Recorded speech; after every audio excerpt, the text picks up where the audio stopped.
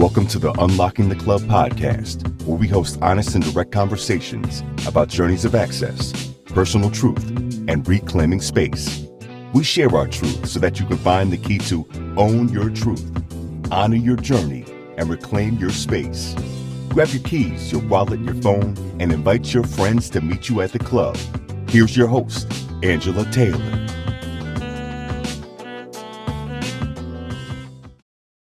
Hello again, I'm Angela Taylor, your host for Unlocking the Club. And today I want to talk about self-awareness. So here's a little bit of context for you. I recently, about a month ago, was going through a certification program for Patrick Lencioni's 6 Types of Working Genius. And I am someone who really appreciates some of the context of Patrick Lencioni's teachings in the variety of books, 5 Dysfunctions of a Team, Death by Meeting, all of those different books. But his 6 Types of Working Genius has been a new discovery and experience for me as I do coaching with individuals and with organizations. And during the 2-day certification process, we had a question that came up about leadership and who is a good leader, or what are some of the indications of someone who is a good leader. And as we had these breakout sessions and large group discussion, someone said a good leader to them is a self-aware leader.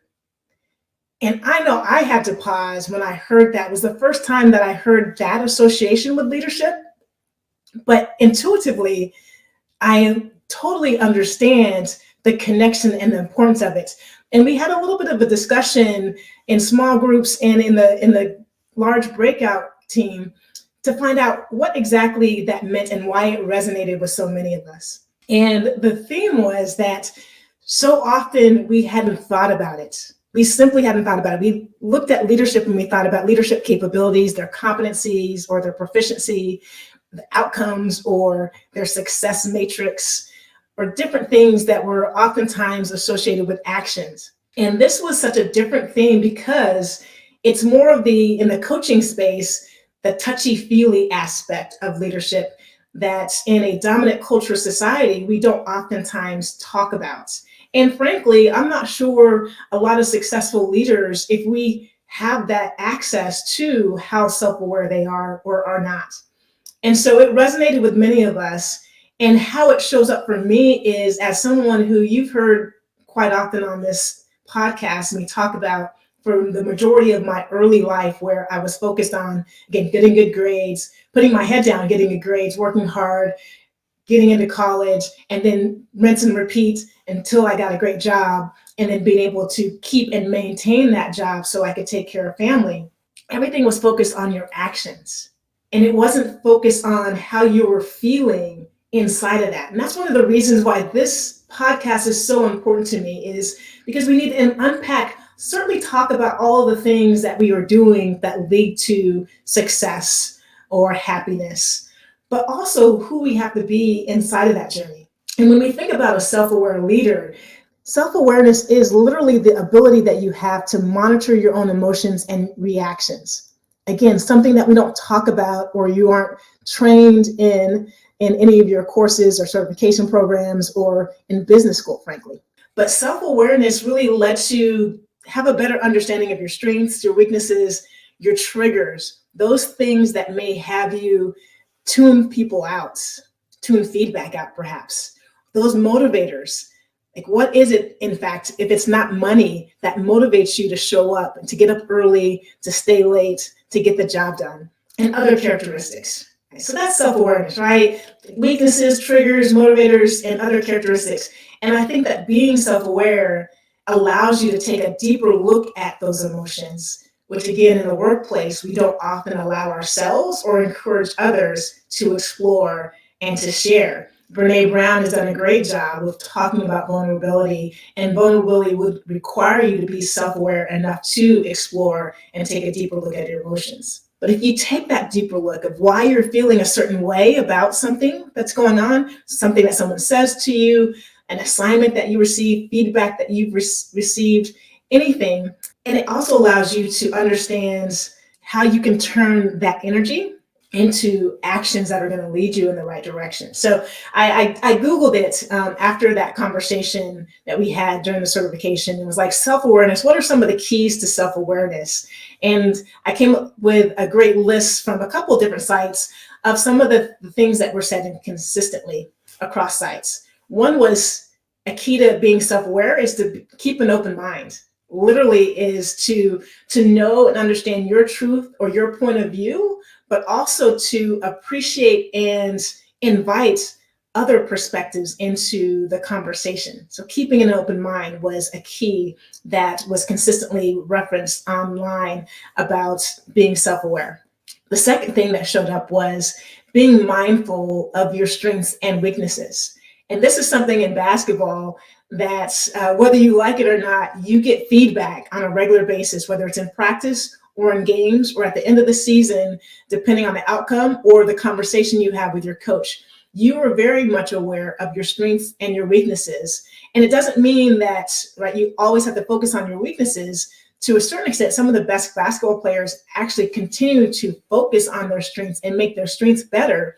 And then, as Tom Brady says, is maybe get 1% better on your weaknesses. And if you get 1% better, that's a multiplier. It actually helps you in a lot of different ways. So keep an open mind, be mindful of your strengths and weaknesses. The third thing that showed up quite a bit was staying focused.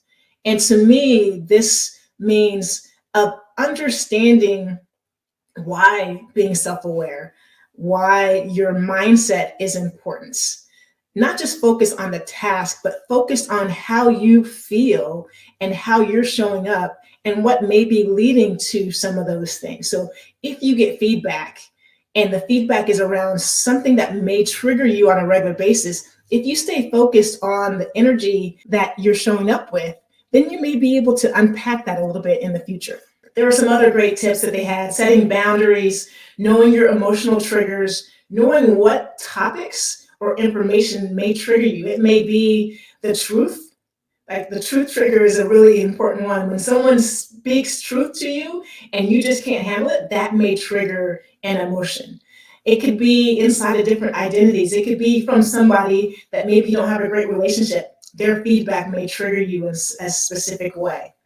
Some other keys to self-awareness was embracing your intuition, practicing self-discipline, considering how your actions actually affect others, because what we know, our intention isn't always in alignment with our impact. And if we want to be a self-aware leader, it's not just about, I had good intentions. It's about what was the actual impact? How did it actually land with my team member or my colleague or my family member? Consider your actions and how they affect others. So important.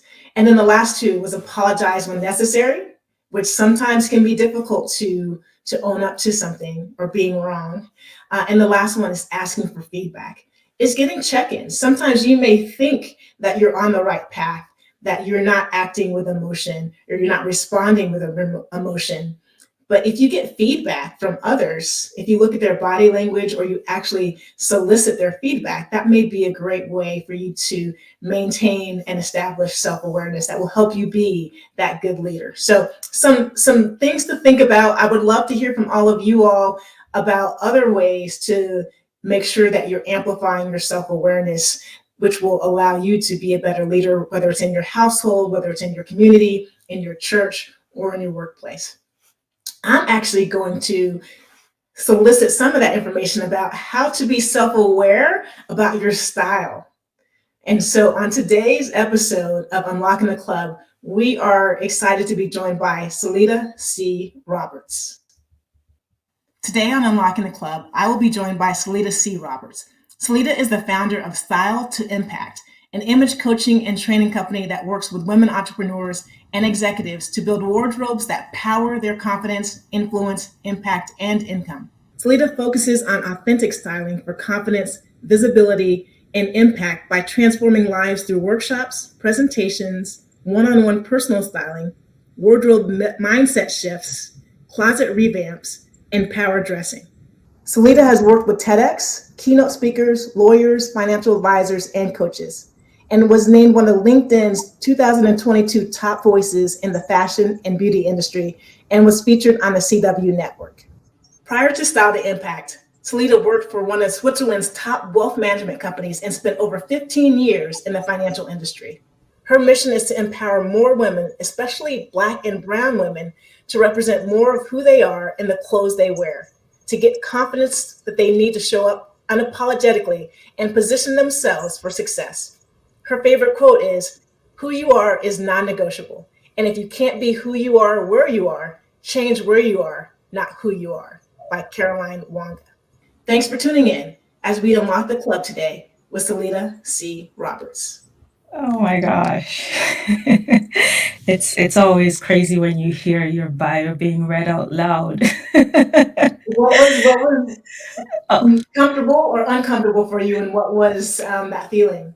it's a feeling like when you hear, it's one thing, you know what you have done as an individual, but when you hear someone read it out, there's a certain level of pride and joy that you feel.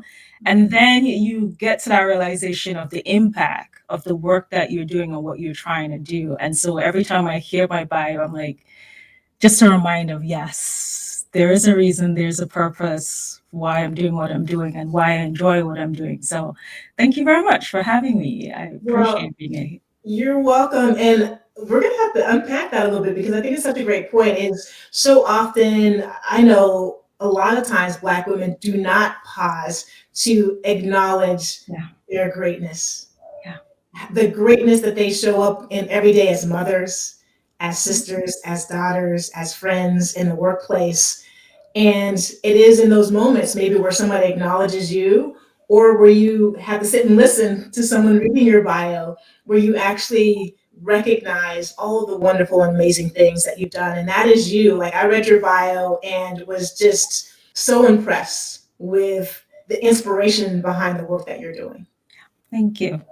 Yeah, it's and just like what you're saying, it's oftentimes I think as women and as Black women, we get into that space. I mean, you talk about it a lot in your on your podcast here, and and the work that you do is that we have to put our heads down and just try to climb the ladder and get to the next and get to the next. And sometimes what happens, we're so focused on everything that didn't go right, the ifs, the ands, and we should have done this or should not have done that, or maybe we're not exactly at the level that we want to be.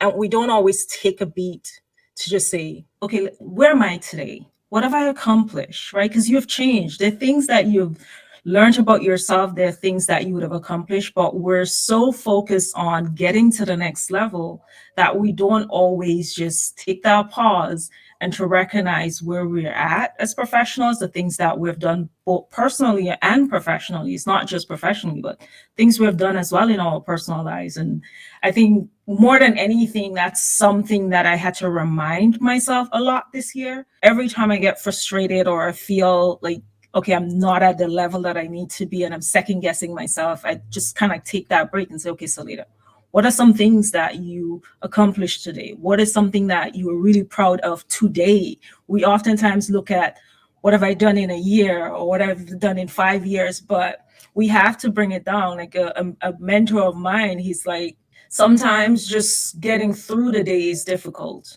How about just looking at the moment, the hour, that second? And we have to look at the things that we accomplish in the same way. What did I do today that I can be proud of? And just take a moment to celebrate that. So just hearing my bio again just kind of reminded me of that, just taking a moment and just really acknowledging like the work that I've done. And I'm still ways away from the impact that I really want to make, but I'm on my way, and that's the most important thing. Yes, you're much closer to it today than you were yesterday. And I love that guidance and that advice for our listeners is right now, as you're listening to this podcast, take a moment to ask yourself, what have you done today that mattered? That Yes. mattered to you, that mattered to your community, that mattered to people that are important to you, whatever your definition or requirement for mattering is, Yeah. just take a moment to pause and do that. And Salida, I appreciate you bringing that to our attention, that it doesn't have to be the grand things. Like, right, we may have this grand plan of whatever our North Star is, and that may be 5 or 10 years away. Yeah. But what's 5 or 10 minutes away from right now is something that probably is having the impact in some way on your health and well-being or on others. And I remember when I was a general manager for a WNBA team. We were getting ready to play a playoff game, and we lost the first game. And it felt like the players were overwhelmed by the expectations. Right? We had high expectations. And so you can tell in that moment, we were thinking about if we lose this game, we're out of the playoffs. Yeah. And I just pulled a couple of the players aside and said, here's what, just think about what you can do in the first second, on the first play, in the first minutes of the first quarter, of the first half of this next game. That's it. That's it. That's it. We get, I mean, that's how we were trained, right? That's how we were brought up. Like, you're in high school and you have to start thinking about what you want to be when you grow up, what career path you want to take, looking at organizations that you want to go into. So that's how we were trained, to always look towards the future and like way in advance in the future and have everything like this checklist of things that we want to accomplish. Whereas, if anything over the last couple of years have shown us that we need to slow down to really appreciate where we're at and to really establish the healthier boundaries within ourselves and people around us and how we approach living this one life that we have. And so it's always that constant reminder every time I'm like forging ahead and being all like getting down on myself for not reaching that 5-year goal today. It's like, no, you said that's 5 years. Everything that you have done so far is getting you closer. So that's it. We have to just, it's not always easy, but it's a reminder and something that we have to constantly just, the power of the pause is incredible. Like, whenever you feel overwhelmed, whenever you feel like you're not getting or achieving the things that you set out for yourself later on, just take that power of pause and make a list of, I'm sure we all can make a list within the day, everything that we've been able to accomplish, and not, oh yeah, I was able to close a client. Yeah, that's great. Or I got this promotion. That's great. But just as simple as, you know what, I got up from my desk today and I took a walk, or I drank 4 bottles of water. That's an accomplishment for me because I don't usually drink water, right? So if I look over at my water bottle and it's empty, I have to acknowledge the fact that I did something that was uncomfortable for me. And it's like, yeah, I finished that bottle of water. That meant that I somewhat contributed to living a healthier lifestyle today. Can I do that tomorrow? And that's what we should, how we should live our lives. Just live it in those moments. And then eventually you'll realize 2 years from now, you're actually at the goals that you want to achieve simply by living in the moment.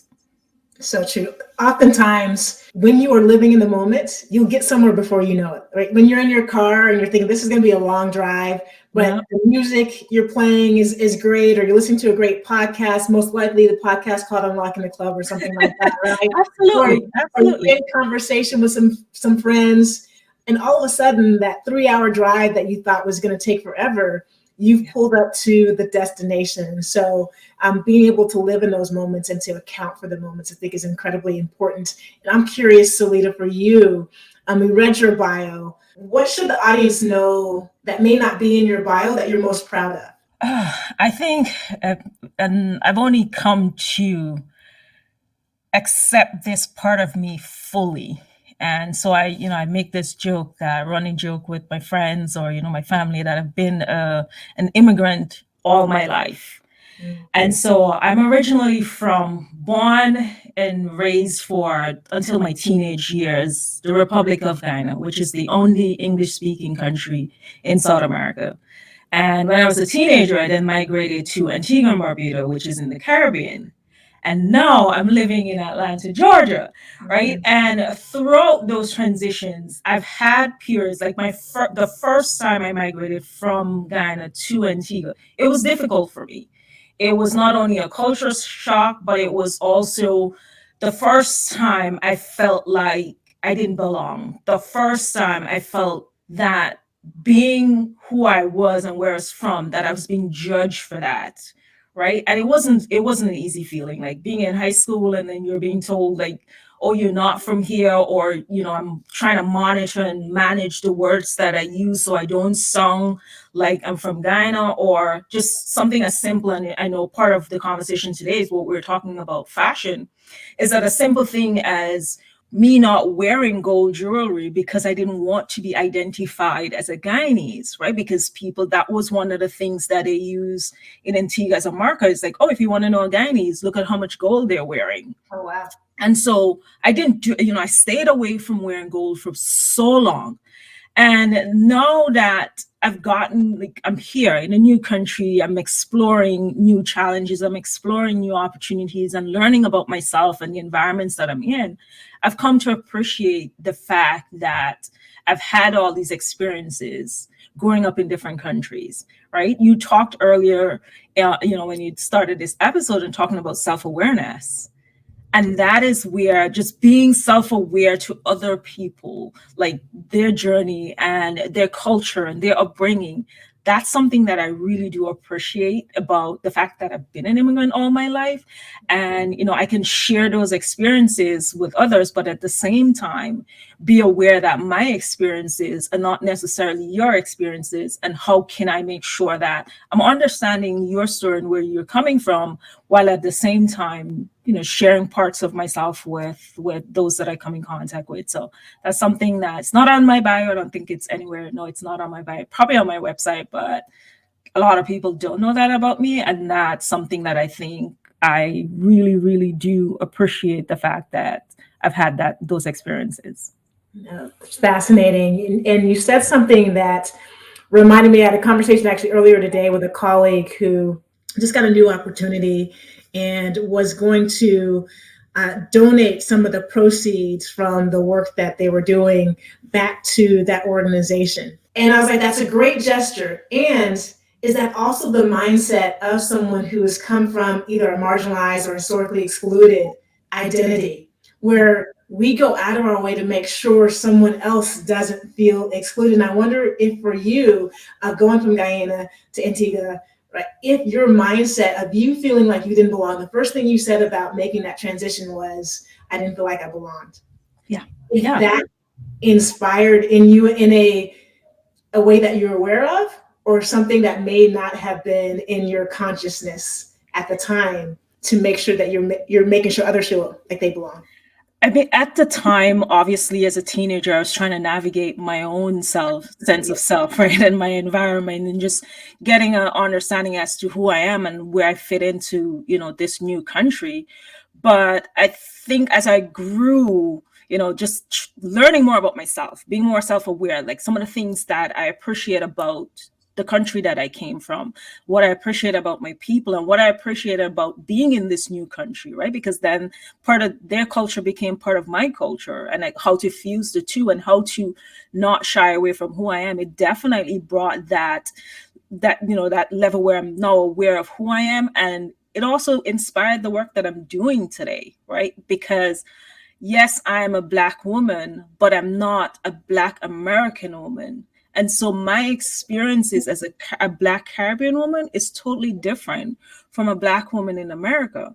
Yeah. And so I had to then understand, like, some of the, like, we talk about privileges, and even though I'm a Black woman in the Caribbean and I compare myself to a Black woman that's living in America, there are certain privileges that I've had as a Black woman and not having, especially when it comes to like code switching or not having to, change who I am. That's a privilege that I grew up with in the Caribbean, not having to do that. A Black American woman doesn't have the same privilege, or may not have experienced the same privileges.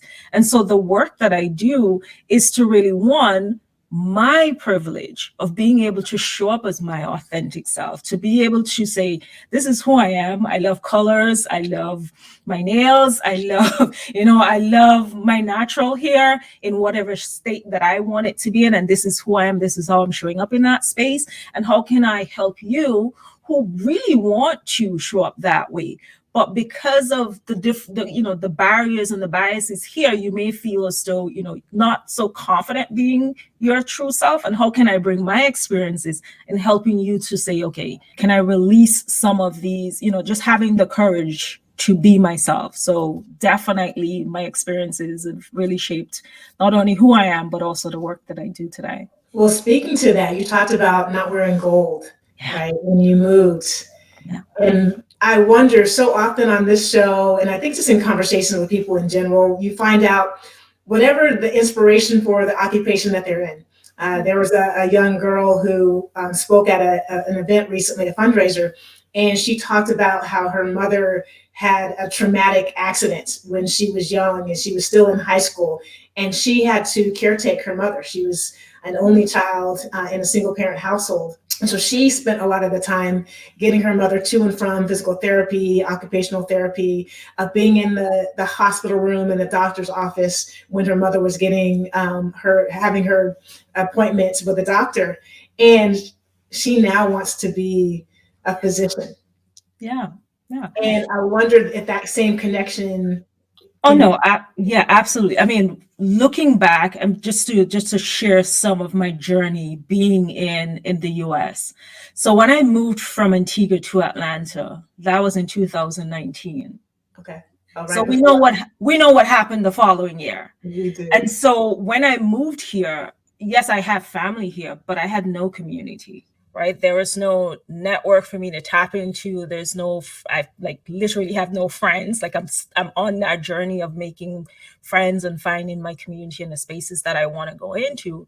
And so for me in that moment, I felt like I'm starting over. And it's like, what do I want to do with my life? What impact do I want to make? And so, yes, I did what everybody said, get a job. And so I was doing the interviews and trying to get a job. And then I'm, having the experiences of being on an interview and actually like a phone interview and speaking to someone. And they're like, do you speak English? And I'm like, oh, wow. I don't understand. Am I not? Right. Yeah. But there was this idea because, I'm an immigrant, then there's one story of what an immigrant is. It's like, someone that doesn't speak English, even though I'm talking to you in English. And so I had to sit down and really evaluate, like, what do I want my life to represent? Like, what do I want my life to represent? Not following the guidelines of, okay, you need to get a job, you need to do this, you need to do that. Like, the stories we've been told, but what do I want my life to stand for? What impact do I want to make? And so I sat down. I didn't have it all figured out. Don't think I have it all figured out. I'm actually now learning a lot more of the work that I want to do and the impact that I want to have. But I really sat down and said, okay, what do I want to do? What are some of the challenges that I've experienced in my life, both personally and professionally? And what's that one thing, first of all, what's that one thing that I can do that would inspire me to get up every single day throughout the challenges? And that one thing was every single day I had to get up and get dressed. So while I was struggling mentally, while I was struggling to find my community, while I was struggling to understand myself and my space and my place in this new space, I had to get up and get dressed every day. And so in that act of getting dressed represented me putting myself out there and feeling more confident being who I am. So I'm like, if this is allowing me to do this, and I'm seeing the challenges Black women, Black and brown women are facing, being themselves and showing up in the spaces, can I use my experience, one, of just that period in my life where I didn't feel like I belonged, where I felt like I had to change an aspect of who I am to fit into a culture in a country that, like, no, this is who I am. I should be able to bring my whole self. And can I also use me getting up every day and being intentional about getting dressed? Yes, it's an act, but it's a tool as well, right? It's an act that you get up, yes, you put on clothes, but it's a tool that I use, one, to build my confidence, two, to show up in the spaces that I want to show up in, the rooms that I wanted to be in, and being able to have a presence in that room, being able to use my voice in a way that allows me to create the changes and the impact that I wanted. And so I took all of that and sat down and thought about, what do I want my business to be, and what do I want the name of my business to be? And that when I thought about, okay, I want to be a personal stylist, but I've always said I don't want to just be any personal stylist, not the personal stylist, not knocking in anyone. Everybody have their own journey. But I did not want to be that personal stylist that says to you, okay, here are the 10 things that you need to buy and put in your wardrobe. It's like, no, the work that I wanted to do and I'm doing is women empowerment through style. How can I get you to show up more as yourself and feel more confident going into the rooms that you're going into, representing who you are, reflecting who you are through your clothes? And so I thought about my business, Style to Impact. That's how the name of my business came up. Putting all of that in like Style to Impact. I'm not just styling you, but I'm allowing you to have the impact that you need and that you're looking for in your personal and your professional life, knowing that when you walk into every room, you're showing up as yourself. So the 10 things that you should add to your wardrobe may not apply to you and it may not apply to someone else. And that's why I like style from an authentic point of view, authentic perspective. Like, who's Angela Taylor? What are some of the things that you want to do? How do you want to show up? What are you comfortable with? What are you not comfortable with? Why are you not comfortable with it? And we go through that, understanding like how can we craft your personal style so that you, when you show up in all the rooms that you're going into, you know, okay, yes, I'm Angela. This is who I am. And there's no part of me that feels like I had to leave part of myself at the door before I enter. So it all had it's, yeah, I know I answered your question. That's a long, very, very long answer to your question, but super passionate as to why I'm doing what I'm doing and how it's all connected. Yes, so much to unpack there, including all those questions you were asking about. Who was Angela? Right? Like, we need to answer those questions for sure. But you mentioned first the danger of a single story is one of my favorite TED Talks of all time. And that is such an important space to be in is don't just look at two Black women and presume that they have the same lived experience, Yes. right? Get to know the individual and his, her, their story for sure. But you talked about how just being able to get up in the morning and put something on, how important that was and how that made you feel, Yeah. and that it gave you confidence. How did it make you feel? Can you dig down below the surface and let our listeners know the feeling you have of when you show up powerfully in those rooms and you feel like you're looking authentic? Oh man, that feeling. I wish the feeling is something that I can put in a bottle and sell, because there's so many women that I've worked with and I see will comment, or in shared spaces they talk about, oh, I wish that I can wear that, or I wish I had the body for that, or I wish that I felt more confident wearing colors, or being myself. And for me, just getting up, because it was the first time in my life, like really honestly the first time in my life that I've ever felt so down and depressed, when I was going through like moving here and then going through COVID, not having that community, everything that I was accustomed to. And so that act of getting up, first I'm going to explain how, like, my process of getting dressed. For many women, that process is, okay, I need to, let's use like a Zoom call. I need to get on a Zoom call, and it's going to be with a colleague that I've never met. And so they go in front of their closet and like, okay, yeah, what am I going to put on? Just put on something and go. I'm That very sounds intentional. familiar. That sounds familiar. Okay. I'm very intentional about what I'm wearing and how I'm showing up. And so for me, the first thing I do when I get up in the morning and, I have my moment where I affirm myself and how I want to feel and just my day, I go into my closet and I stand in my closet. I tell my friend that in that moment is like my meditation moment. And it's not a matter of, okay, what do I wear? It's a matter of, how do I want to show up? How do I want to feel? Do I want to feel vibrant and bold today? Do I want to feel a bit mellow but have some self expression, personality? And how am I going to do that? And to give you an example, just looking at this image of myself, I wanted to be low key. I wanted to have my natural hair in its glory, but I also wanted to make a statement. And so I chose my necklace as that thing to make the statement, but everything else is low key. I didn't have to fuss about my hair. I just kind of like, make that twist. This is just a simple t shirt that I'm wearing. And I just made the statement with the necklace.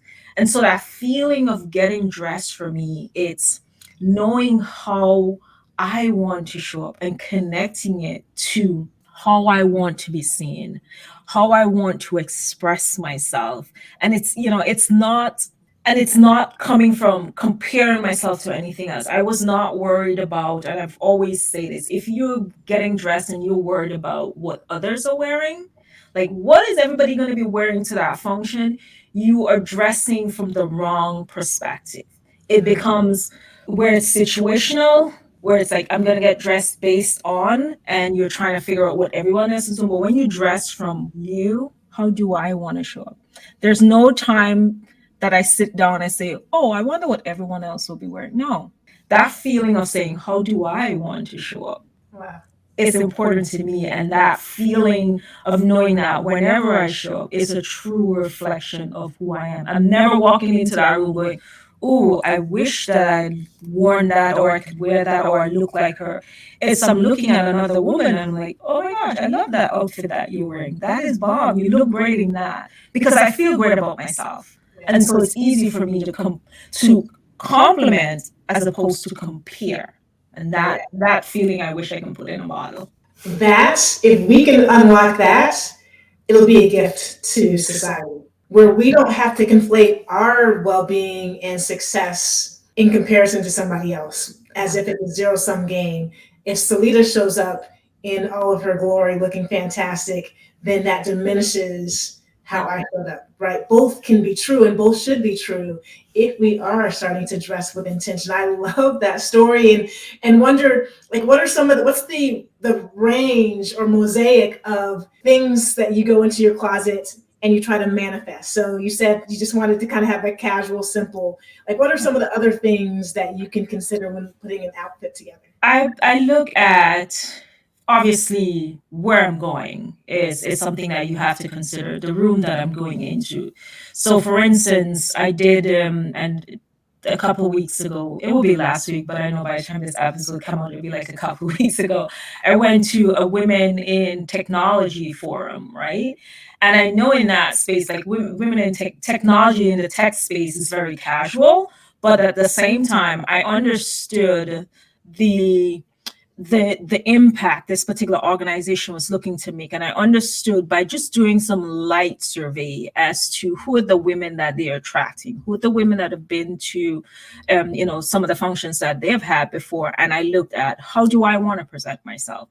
Colors is by far something that's always going to be part of my outfit. So it's never, because that's in my wardrobe. Colors, it means a lot to me. It really helps me to feel more confident and bring an air of brightness to my personality as well. And so I knew that colors was something that for sure I'm going to wear. But at the same time, I wanted to be comfortable because I knew I had to walk from the parking deck to, to the building, and it was a networking event and I'm doing some walking around. So I looked at, what do I want to wear in terms of how do I want to represent myself in this room? I've always tried to be, not to sound, anyway, but how can I be a step above? So I'm not looking at, yes, this is women in tech, and in the tech space is known to be casual. I'm never a casual person. So like jeans is something that you wouldn't find in my closet. I'm desperately trying to step out my comfort zone and find these, but it just doesn't work for me. And so I had to look at, how do I want to show up? What does that look like? What are the key ingredients for me? Looking at who's going to be in the room, how do I want to present myself, and being able to walk around and network and have a good conversation. And so I opt for this really nice printed green ruffle front shirt with a very, very simple dress that you look at the outfit, we tend to think that to dress well, you have to, have expensive clothing. If you did the total of my outfit, it was no more than $100. And I look amazing if I say so myself. But those are some of the things, you have to consider. Like, first of all, who's going to be in the room? What is the message do you want to leave in that room? What is the presence? What do you want people to feel and know about you when you walk into that room? Because when you walk into that room, before you say anything, everyone is looking at you. Everyone is judging you. Yes, judgment, placing judgment on someone. We all know how that can go, but understand that when you walk into the room, how I look at it, it's everyone is looking for commonalities, and everyone is looking for the message in terms of how confident you are showing up in that room. And when you feel confident and you walk into that room, everyone is then attracted to that, to your level of confidence. And so they want to talk to you. And so just understanding that and just walking into my closet knowing, okay, what's my message? How do I want to feel? What's the weather? What's the environment? And dressing with those things in mind, that's, some of the key ingredients that really help me to step into myself and not having this whole panic attack and trying to figure out, oh, what do I wear to go to this event? Because I always dress from the place of me. I put myself in that space in terms of how I want to show up as opposed to how everyone else is showing up. No, that's amazing. And as you're talking, it reminded me of, the last couple of years since we only had to really dress from the waist up. Yeah. Right? You didn't have to worry, you wore something comfortable on your lower body, and then you whatever the occasion desired or needed is how you dressed from the top up. But a good friend of mine and someone who is kind of the brand strategist for Unlocking the Club, Juju Hook or Julia Hook, she has told some colleagues and I, like, you should have a signature thing. Like, what's your signature? And for her, it's her glasses. Yeah. And so a couple people have adopted that similar thing of whatever their glasses would be. Others, it might be jewelry. And I was trying to think, like, it's not that for me. I was going away from wearing glasses, like jewelry maybe wasn't the thing. And I had to get intentional and think about, like, who am I? Where do I want to have an impact? And Unlocking the Club came to mind. Like I am trying to create a movement where we start to see and hear the stories and the voices of Black women in a different way. And there's a lot to unlock. And so for me, it became a hoodie. And so I'm saying unlocking hoodies. And so I had a couple of formal events recently, some broadcast work that I do with the Pac-12 for women's basketball. And as I was getting ready to prepare for that work, I was like, what am I going to wear? So I got online and found a couple of stylish blazers with hoodies that I love. And in some games that I've done since then and the studio work that I did, I wore, and I showed up with such confidence. And it's the intentionality you speak to for the impact that I want to have. Is the hoodie for me for the last decade, right, since Trayvon Martin, has had a different meaning and context. And to a certain extent, I may wear hooded sweatshirts, let's say, but I never put it on my head outside of the house. And I want to unlock that and reclaim it and be unapologetic for wearing hoodies and have us as a people reclaim what a hoodie is. And so it's that intentionality that when I can lean into that, I feel so much more comfortable and confident than maybe with some other outfits that I choose. That is so powerful. And I'm going to applaud you for doing that, because when I talk about Black and brown women of color, reclaiming our identity, reclaiming our power, moving away from conforming, and really having the courage, stepping into having that courage to redefine what professional looks like. That's an example, because we have the power to redefine it. When we talk about a Black woman showing up with her natural hair, and it's like, that's not professional. You have no idea. Like I've never came from that space. There was one time in my life where I was asked if my boss had anything to say about my natural hair. And I made a point of asking my colleague, what do you mean? So I'm that person. I don't do the long debate. I'm like, what do you mean? Because I want you to repeat what you're saying. Right. So I want you to name it, to be on record of you naming and speaking that into. Yeah, and hopefully it triggers something like, oh, this is a stupid question. I shouldn't probably be asking this. Yeah, if I can say stupid on yes, you could. But but it I asked you, like, what do you mean? Oh, and they repeat. I was like, but what does that mean for the thing growing out of my head? So I had that moment with you. And so for me, just being able to have Black women and women of color really say, and like seeing it on social media, like all these new headshots with Black women stepping out and say, I'm wearing my natural hair for the first time ever in my life. This is professional.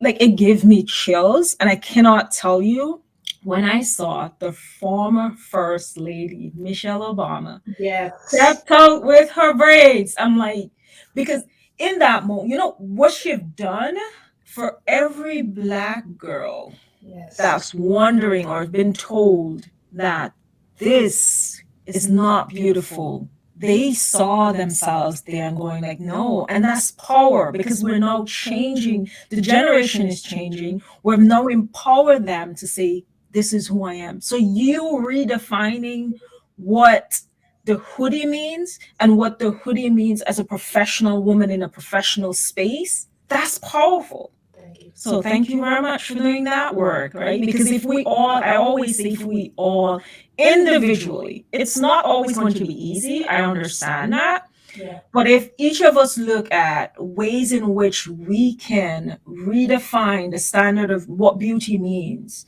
what professional means as a Black woman, and what are some things that we can do? Like, first of all, look at yourself, that self-awareness piece. What are parts of myself that I was holding back in showing up as? What are parts of myself that I felt scared if I showed up as this person, I may not get the opportunity. If I showed up as this person, I'm going to be marginalized or anything like that. And then look at it from that perspective, like, what do I have to lose? Because the biases are there, regardless of how you show up. Yeah. The worst thing that you can do is to feed into that by removing parts of yourself from the rooms that you're going into. And so if each of us can look at one thing in ourselves that we are like, okay, I'm comfortable in doing this one thing for now. This is my start. And do that and step into that room. We get to shape and change the narrative. And for me, that is like, it's powerful because we don't see it on we don't see it on television. We don't see it in the magazines. We're not seeing it in the boardrooms. There may be a one, right? And we're looking around like, oh my gosh, how you do it? Like, how have you done it? I want to be like you. But we can do it. We just need to find one thing that we're comfortable in and redefine what that means. And so thank you again for redefining what that hoodie means, because we know what that came with. Yes. So to change the narrative on that, and as a Black woman in a professional space, that is impactful. Well, thank you. Thank you. And it really is. This show is about, we're unlocking the club, but we're reclaiming our power. Yes. And the sound that I hear when I think about reclaiming our power was Maxine Waters, right, from the House of Representatives, Yes. who during some of the confirmation hearings said, I'm reclaiming my time. When people inside of other identities tried to speak over her or step over her or make her seem small or inconsequential, reclaiming my time. And I think we need to do that. To your point, is to make sure that we can walk in a room with pride and confidence and know that we belong in there and that we have a perspective to share ideas that will help. And all of those things is really important. Jamel Hill said something recently during an episode with Draymond Green. She's on Draymond Green's Throwing Bones podcast where they play dominoes. And she was talking about athletes at the time, but she mentioned they want you to think that you don't have any leverage, but you have all the leverage. Society and dominant culture leaders want you to think that you have none. Yeah. And if you believe them, you won't try to use it. Exactly. We have much more power and domain. They want us to believe that the opposite is true. But if we one by one model for others and show up wearing your natural hair, reclaiming whatever your style and fashion sense is, ask the question of what did you mean when you said that? Yeah. We can start to reclaim our power. No, absolutely. And oftentimes there is this separation. Like, you're never being told not to bring your full self into a room or a space as a collective. We're being told as individuals. So Leah, I thought in the meeting yesterday you were a bit too whatever, or maybe you want to tone down because we think that as an individual, you're being told that. Yeah. And so we have in that moment, it's like, okay, as an individual, I guess if I want this seat at this table, if I want to be in this room, if I want to, feed my family, if I want to do this, then I guess I should mold myself into this expectation of what I should be. But we've all at some point in our lives been told something that caused us to not show up as our full self. But if we take it as a collective, do you understand the impact? That's why we're never told as a collective. We're told as individuals, because as individuals, we feel as though our power, like we don't have power in that situation. But you do have power. You have power by asking the question of why. How does this impact? Help me to understand. And you do have power when you say, okay, thank you very much. However, this is me. And if I have the time, I will tell you about my heritage and why and where it comes from and why I show up this way and what this means. Because at the end of the day, you can't control how someone sees you and the biases that they choose to have, but you can control how you show up. You can create spaces, especially we always talk about, I'm new in my career, so I don't want to ruffle any feathers. I just started. I'm a firm believer. You teach people how to treat you, and you really show people how to respect you Yes. when you walk in that room on day one, being yourself. I'm not saying, when I say being yourself, I'm not saying to be rude. I'm not saying, I'm saying you walk into that room wearing your natural hair on the first day, they'll come to adjust. Yes. But if you walk into that room and deciding that to be in that room, you need to be something that you're not, they've come to accept you as the thing that you told them that you are. So there is power in your authenticity. There is power in you showing up. And I really think I look at authenticity as your activism, as you're saying, this is me. And if we do it as a collective, we change the narrative. We change the narrative. And we are here on Unlocking the Club, and Solita C. Roberts is preaching right now. You teach others how to treat you. How you show up is how you demand people to respect you. Absolutely. I love what you just pointed to. And I agree, it's the collective, and it's our collective story. I think so often as Black women, we don't want to share those stories, those private moments that may cause us to be judged or feel like we're going to be judged. Yeah. But it is that information that is going to help us show up collectively with power. And you said on your Instagram account recently, you had an amazing post, and it really resonated with me. It said that this world would make you believe that to succeed, you'll have to shrink to fit and hide your whole self. Don't let them win. Stay anchored in your story and comfortable with who you are. You can be exactly who you are and grow. Yeah. And that feels really personal to me when I read it, and as if it was rooted in a lived experience for you or someone in your life. What's the story behind that insight? It's this, I don't want to say social media age, but it's this period in life that we're in where in the work that I do, I've come to realize that, and hearing the stories of so many women, it's that idea that we need to be something else. You need to be less than who you are. You need to shrink. You need to put your head down and get the work done. You need to be grateful for the space that you're in. You need not to ruffle any feathers because we gave you an opportunity. You're the only one in here. You're the CEO, right? We don't usually, you got this. You're able to do that. And people always come from that space of trying to make it feel as though you didn't work for the things that you have, that you don't, that getting to the space and the place that you're at, you didn't work for it, that somehow it was given to you because, oh, we're trying to meet this, bringing Black women into the C-suite, or we're trying to, support women of color. And so that's how you got it. And oftentimes we feed into that narrative and we think that since I'm the only one that have ever made it to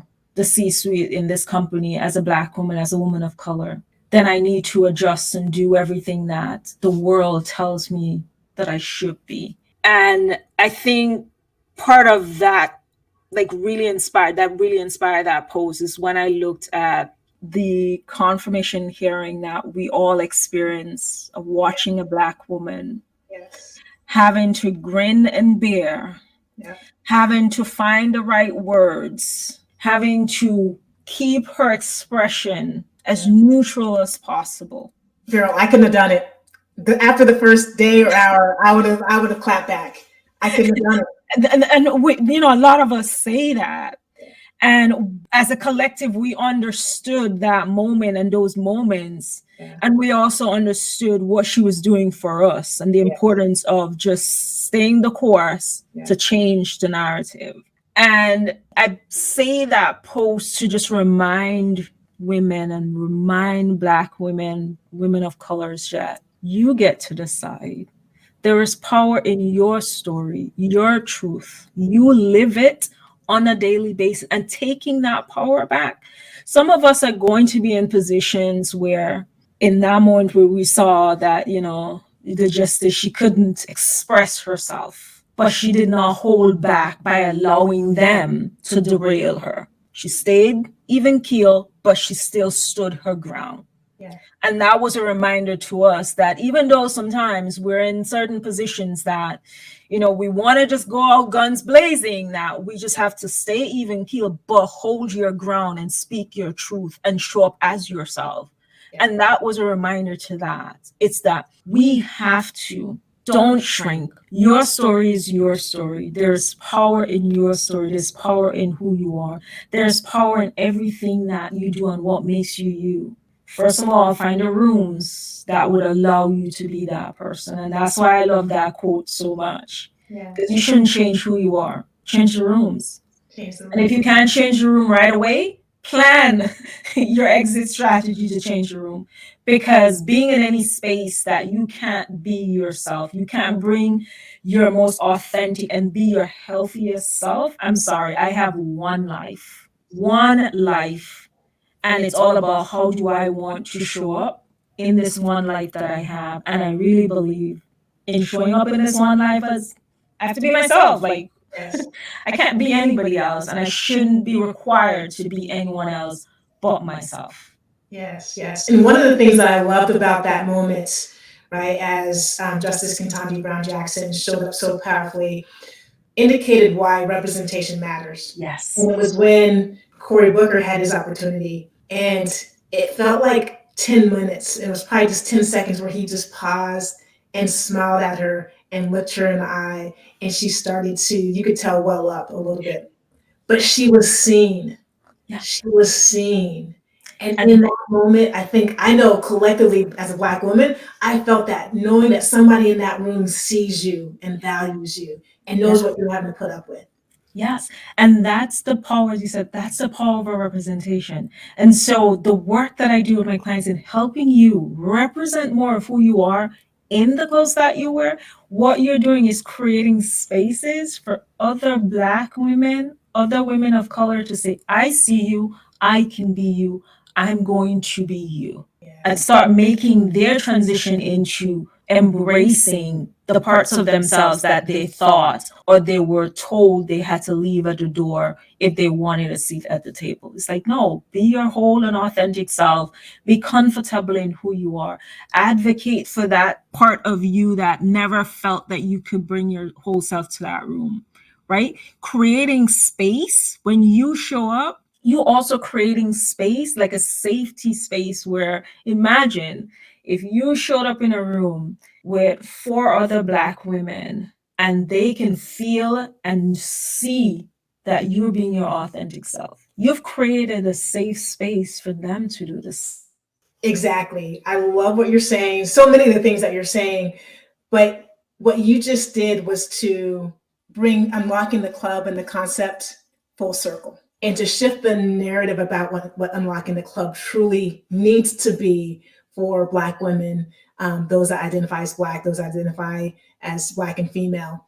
is earlier on in our conversation, Solita, you mentioned this conversation around of having to fit in when you first came to Atlanta or even Antigua, like right, having to fit in.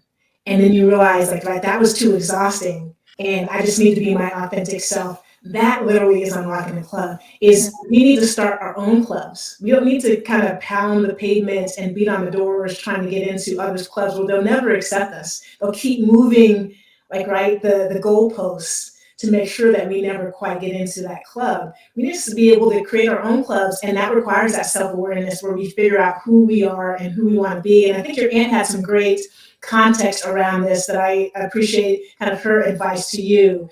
And I oftentimes think that we find ourselves trying to fit into others' clubs early on in our journey, and Yep. maybe at a different stage in our journey, we're fed up, we're sick and tired of it, and we're willing to pivot. I'm hoping that folks earlier on in their career and in their journey can listen to some of this advice because it can be exhausting and debilitating and traumatic to try to fit into those clubs. So, but your aunt gave you some great advice that I think is important for us all to hear. And that advice was to teach people how you want to be treated and show people how you want to be respected.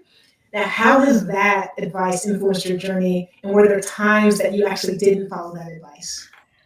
Oh, yes, absolutely. There were times when I did not follow that advice. Because there's this, I mean, you talk about there's this idea that, especially when you're in a new environment, we always look at for ways that we can fit in. We're not trying to stand out too much. And sometimes that can be to our detriment. And so, for the first year when I moved to Atlanta and living here, not knowing anyone, not having a community, I was looking for clubs that I can fit into. And I remember specifically it felt like a group of Black women on Instagram that all knew each other and all were all supporting each other. And I felt like that was a space I needed to be in. I needed to connect with them. I needed to befriend them. And so I spent like a lot of time engaging with their posts, engaging in conversation, hoping that they will notice me, right? Hoping that they'll be like, oh, who is this girl Solita that's always commenting on my posts? Let's invite her to our table, right? I felt like if I did that, that was the results I was going to get. And when nobody invited me to the table and I felt like, oh, I guess I'm not worthy and it was a reflection on me. But really and truly, what I needed to do was to figure out where I was in my life, in my career. Like, it's not trying to get into a room, but trying to understand how I can create my own community, how I can use my voice, like share my voice, what's my story on these platforms, and build my community from there. And once I have my community, then I'll be like, okay, which rooms do I want to be in? Looking back, I'm like, yeah, that's not a room that I want to be in, right? I only wanted to be in that room because I felt like I didn't have a place and I wanted to belong. And so I spent all that time trying to do that as opposed to building my own community. And so it was only a couple, like when I started, I shifted my focus mainly to LinkedIn, that I really got intentional about building my own community, sharing my story, getting people to understand my journey and connecting with their journey. And that's how I built my community. And so, yes, I went against my aunt's advice, but it's really helped me as a reminder, especially like later in my entrepreneurship journey as I'm building my business, to remember that in every space we often think that, like even in building a business, we think that, okay, your customers sometimes are the ones that determine your journey. Not necessarily. If you say, this is my brand, this is my brand colors, this is my personal style, this is how I want to show up, your audience that you're trying to connect with would like you for that, right? And you get to determine what that looks like. Yes, over time it's going to change, but you get to determine what it looks like. The same goes for the respect that I wanted, right? I needed to show my audience that this is who I am. Be vulnerable when there is a need to be vulnerable, sharing my story, my journey, and really saying, yeah, this is me. Some days I have it, some days I don't. Most days I'm still trying to figure out what I'm doing, but understand that this is the way I want to be seen. This is the way I want to be respected. This is the way I want to be treated. And it was all up to me, that level of self-awareness. And I'm so like, when you started a podcast and you start talking about self-awareness, I was there nodding my head, because that is one of the, I call it like one of my core values, self-awareness. And I've always said that, people will say, we need to love each other more. There need to be more love. I honestly believe there needs to be more self-awareness in the world. We each need to be aware of, one, the things that we're doing that may harm somebody, and the things that we need to do to become better individuals. So yeah, that advice from my aunt is something that when I made the post, I was reminded again, because I was struggling in a moment, and I had to remind myself, no, I show people how I want to be respected by how I am showing up. Yes, yes. And when you have that self-awareness, you're able to actually understand that we're a work in progress. Yes. So how we want to show up and how we are able to have an impact will evolve over time. Yes, absolutely. Give yourself grace and space to grow. Yeah. That's what I say. Give yourself grace and space to grow. Yeah. Everything, takes time. It's a journey, but you have to be intentional. You have to, and you also have to take the action. You just can't say, oh, I want to get into this club, or I want to dress better. I want to be more confident. You can't just say. Yeah. You have to make a list of some of the action steps that you need to take. And it, starting from small things is even looking at yourself in the mirror and saying, I am great, I'm beautiful, I'm awesome, I'm fantastic as who I am. Yeah. And I deserve to be in that room, and I'm going to go into that room as myself. Like, just reaffirming yourself, but you have to take the action. You can't just say, you have to decide what those action steps are and start doing it. Yes. And what's required there is to pause for a moment. Yes. So that you can live in that self-awareness to then recalibrate if and when necessary. Yep. We're here on Unlocking the Club with Solita C. Roberts, dishing out a lot of great advice and insight and perspective about how you can style so that you have impact when you walk in those rooms and you open those doors and you create your own clubs. We're going to be right back here on Unlocking the Club with Solita for the back nine here momentarily.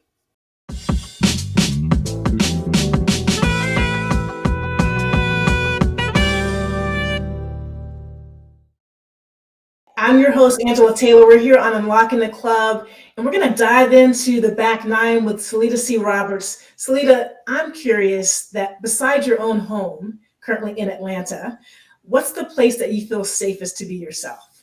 Oh, this is going to sound, so as I said, I'm a Caribbean girl. And this has nothing to do with like my professional life. The place that I feel safest to be myself is Carnival. If you know anything about Caribbean Carnival, so this is not like, I know in the US, it's Carnival is like where you go and you have like rides and stuff like that. No, I'm talking about Carnival. Google, if you're listening to this, Google Antigua and Barbuda Summer Festival, Carnival, Trinidad, any of those Caribbean countries, and you'll see what I'm talking about. It is like the most liberating feeling that I've gotten, because I play, just full disclosure, I play mass as well. So if you Google and you see what a costume looks like, I wear those costumes. And I think part of my body acceptance and really accepting the body that I'm in. I mean, I'm super petite. I'm 5 feet. I wish that I was taller. I wish that, I didn't look like a teenager. Carnival reminds me that who I am is who I am, and there's a level of beauty in that. I always feel there's a level of joy that I feel. It connects me to who I am, and I feel free. It's freeing. I'm trying not to, because I don't want to like go too much into what Carnival is. Your listeners can go Google Caribbean Carnival and see what that is, and you'll know exactly what I'm talking about. But it allows a part of me that I don't get to, obviously in a professional setting, don't get to express that side of me. But I'll let you know that I love Carnival. I'll let you know that I wear a costume, and it's literally what you'll see. Like, I'm in my birthday suit, so to speak, in a costume, right? Right. Feathers and everything, and just going down in a parade and just having a fantastic time with strangers that I've never met, and we having that community and that camaraderie in that moment. And that's yeah, that's where I feel one of the places I feel like I can be myself as well. Well, you can just see if you're watching on YouTube, just the look on your face that literally, like, just the thought of that experience is incredibly liberating. And I wonder how much of that experience and the feeling that you have when you feel liberated that you're able to bring into your day-to-day existence as well. Yes, yeah, and a lot of it, especially when it comes to body confidence, Mm. because there are so many women, for different reasons, your body has changed. Yeah. And, we have on social media and we have all these different places where it's being told that, oh, you have to look like this. This is what a perfect body is. And those, your own insecurities started seeping. And that's one of the things that affect how some women are showing up, because they don't think they have the ideal body to dress, to look a certain way or to dress professional. And it's like, no, you get to dress the body that you have. You get to embrace that body that you have. And that's one of the things that, you see the women that are playing mass. There's this freedom of who they are, regardless of what you may think about their body. They're like, no, this is my body.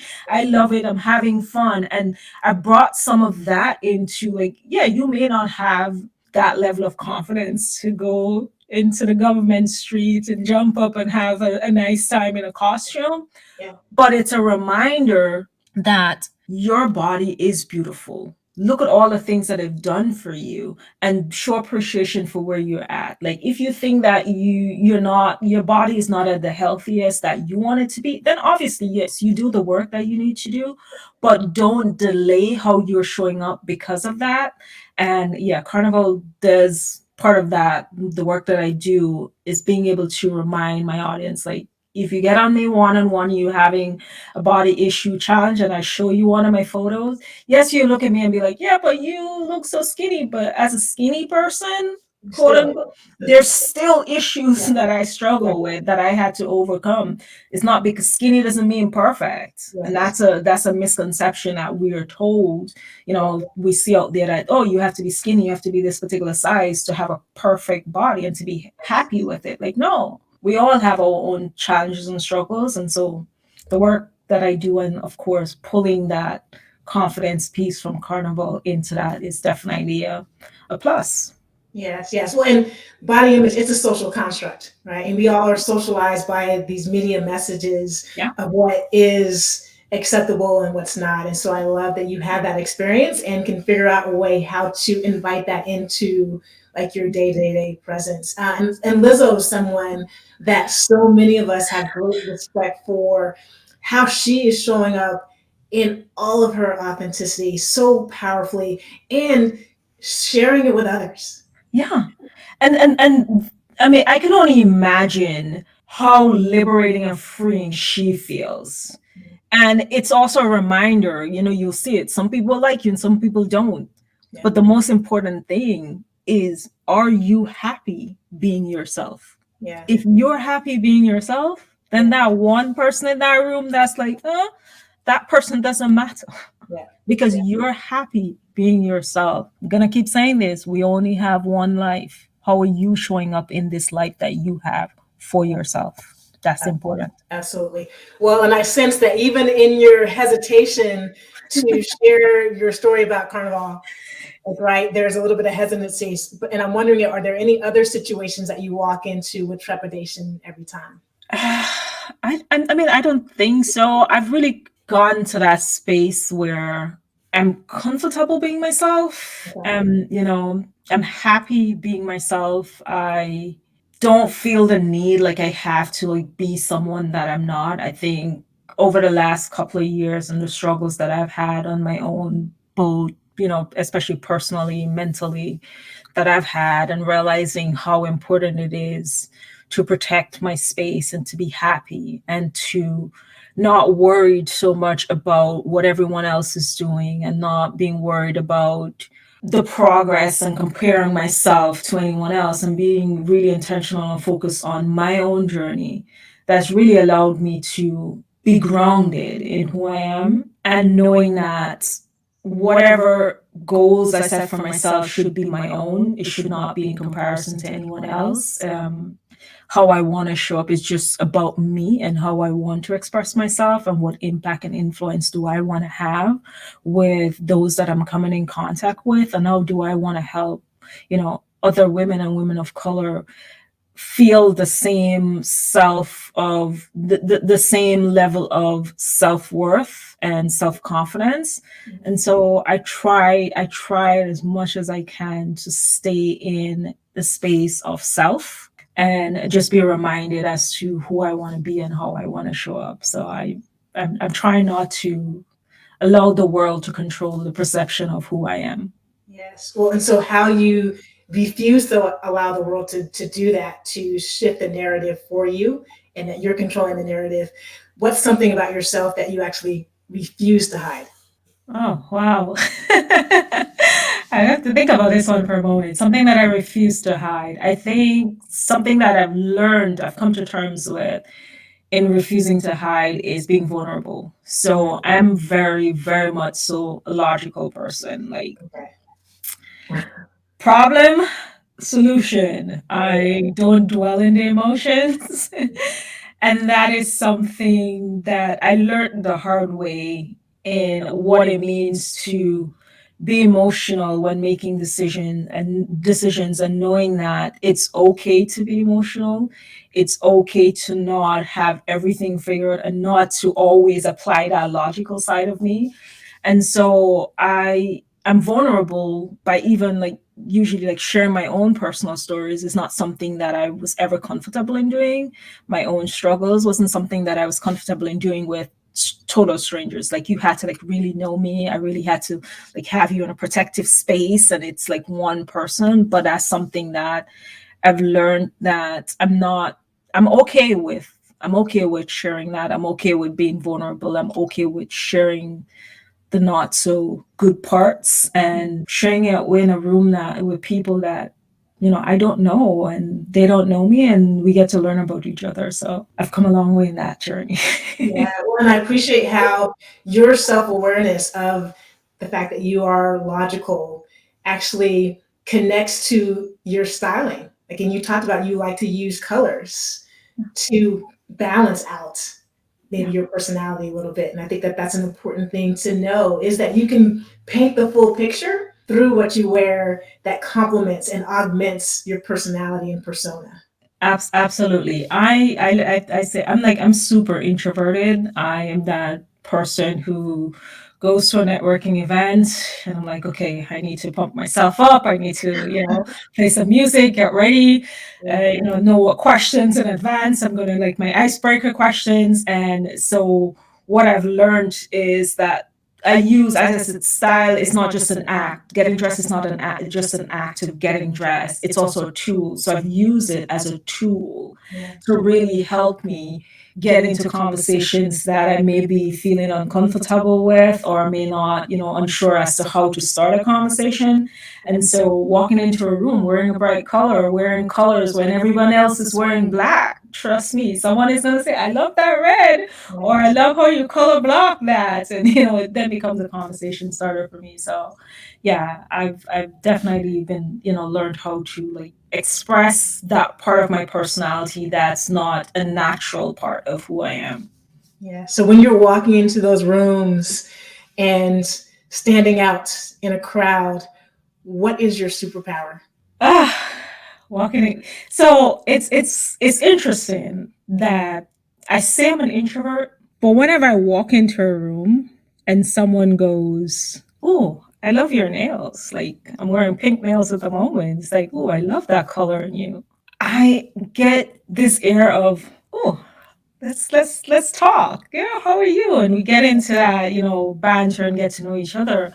And so I say like my superpower, like walking into that room, is one, knowing that I belong in that room, and two, knowing that I don't have to connect with everyone in the room.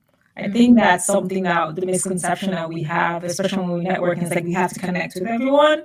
I always say make your hot five list, like 5 people you want to connect with. You connect with those 5 persons, and you're like Zen. I've done their job, but that's like part of my superpower. Just walking in that room and owning the space that I'm in, not shrinking when someone gives me a compliment or someone says hi, but really opening up and in engaging in conversation and making them feel welcome and comfortable, just getting to know each other. Well, let me reframe that question. In the proverbial room, what is your superpower? My superpower, I would say, it's style. That's that's it. It's style. It's style, what I wear and how I show up in those rooms. Yeah. Well, as you're showing up in those rooms and you think about the world that we're navigating, what are some stories that need to be told? Or at least one story that needs to be told? Oh, one story that needs to be told, I think from a Black woman's perspective, is who we are as individuals is not limited to the one story we've been told about us as a collective. And yeah, it's important that you get to know someone as an individual and not based on the narrative and stories that you've been told. Well, it has been a pleasure getting to know you as an amazing individual, the journey that you've been on, the work that you're doing, the impact that you're having through that work. I appreciate you being vulnerable and sharing your story. And I invite you to let our listeners know about any special projects you're working on or where they can find you. Oh yeah, well, first of all, thank you very much for having me. I really did enjoy this conversation. It always brings me joy being able to have these conversations and talk about how we can shape and change the narrative for Black women in the world. And so thank you very much for having me. Those that, listening to this podcast and want to connect with me, you can do so from my, on my website, which is styletaimpact.com. You can also, I hang out on LinkedIn. That is my favorite platform of choice. So you can find me there as Solita C. Roberts, or you can find me on Instagram. I'm there as well at Style to Impact. That's my handle on Instagram. A couple of things that, I'm always working on. How can I really help Black and brown women represent more of who they are in the clothes that they wear? And I know a lot of them, coming out of the pandemic, coming out of different changes that they may have gone throughout the couple of years, is that they're trying to really tap into more of who they are and really being able to show up more authentically. And, some of the ways that I do that is to help them to redefine what their personal style is, redefine what's in their wardrobe, and really get it to a place that reflects more of who they are and having those things in their closet. So, under my service catalog, there is the wardrobe reset. That's something that if you're in that space where like, I need to reclaim my wardrobe, I need to have more of who I am being represented in my wardrobe, then definitely that's a service for you. But if you're on that pathway, like Solita, I've never, ever thought about investing in my style, I really need to represent more of who I am, then a style starter package is definitely something that would be more suitable for you. But I'm looking forward to hearing from anyone, even if they have questions like, how do I even get started with my personal style? Then definitely, get on those social media handles that I just shared with you. That's on LinkedIn, Solita C. Roberts, or on Instagram, Style to Impact, and just DM me. Well, and if you want someone who's going to help you frame how you want others to treat you, and if you want to make sure as soon as you walk in the room, you garner everyone's respect, you want to check out her website, go to Style to Impact. You've completely reframed how I think about personal stylists. Like you've distinguished yourself from someone who's going to go your personal shopper or who's going to get clothes for you and the clothes that they can put on a mannequin are going to put on you, to you want to work with someone like Solita who is helping you dress in alignment with who you are and how you want to show up authentically. And there's nuance there, but I think it's an important nuance. And so, Solita, thank you for the work that you're doing. I wish you well in your endeavors. I'm going to mention you when anybody is talking about needing someone to help them with their fashion sense, because I just think that your perspective and intentionality behind your brand is a really important one, particularly with women and women of color. So thank you for the work that you're doing, and thank you so much for joining me on Unlocking the Club. Thank you. Thank you for having me. Well, that's it for another episode of Unlocking the Club. And again, I am just mesmerized by the conversation that we just had with Solita C. Roberts and the concept of how do you want to show up and how can you use your wardrobe to impact how others see you in a way that's not just about fashion, but it's about authenticity, where it is in alignment with your brand, with your objectives, with your goals and your North Star. I am going to walk into my closet tomorrow and have a different perspective on what I'm going to put on in that morning as I get ready to get on Zoom or before I have another meeting. And I hope you all will as well. And consider taking that moment to look in the mirror and pause and have a little bit of self-awareness about what is important to you. How do you want to show up in your interactions? Pause and reflect and incorporate that into what you put on your body, the beautiful bodies that we all have in different sizes, shapes, and colors. This was Angela Taylor, your host for Unlocking the Club. If you enjoyed this conversation, please head on over to the Code Breakers Lounge on Facebook, where we'll continue the conversation. We'll talk about fashion sense. We'll talk about what it does require for us to show up powerfully with whatever we're putting on our bodies. And if you enjoy this conversation, we hope we'll see you over there, and we hope that you'll tune in for our next episode. Until then, be well. Thanks for listening to Unlocking the Club. If this conversation resonated with you, subscribe to our podcast on iTunes or your favorite streaming platform so that you can experience every episode. And follow us on social media, where you'll hear about future guests, access special features, and connect with this amazing community. Head on over there and let us know how you are unlocking the club. Until next time, peace.